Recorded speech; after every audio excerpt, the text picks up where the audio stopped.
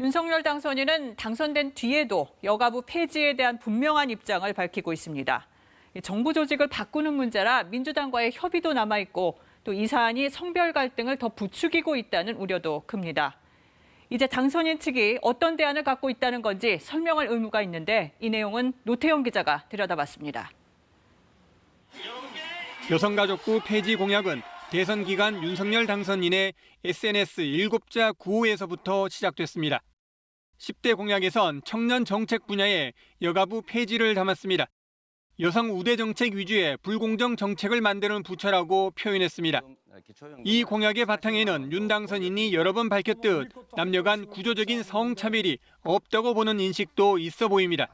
중요한 것은 여성과 남성을 집합적으로 이렇게 나눠가지고 이거를 양성평등이라는 개념으로 접근할 것이 아니라 이 공약 선거 기간 20대 남성의 지지는 받았지만 대표적 갈등 사안이 됐습니다.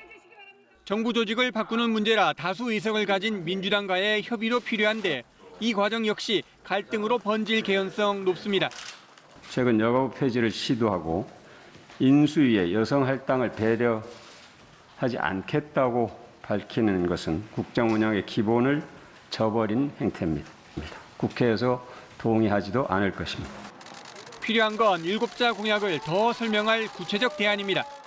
지금껏 당선인 측은 여가부를 폐지한다면 청년과 가족의 가치를 재조명하는 부처를 만들겠다고 밝힌 정도입니다. 여성가족부 폐지를 하고 그 당시에 인구정책, 출산 이런 부분을 다루는 부처를 신설 검토를 하겠다라고 분명하게 얘기를 했고요. 여가부의 어떤 기능을 없애고 어떤 정책을 어디로 보낼지 등을 설명을 해야 불필요한 갈등을 줄일 수 있을 겁니다. KBS의 1월 여론조사에서는 여가부 폐지나 강화보다는 기능 조정 의견이 가장 많았는데 응답자 성별로 봤을 때 남성은 폐지 의견이 절반 가까이인 반면 여성은 기능 조정을 답한 비율이 더 높았습니다.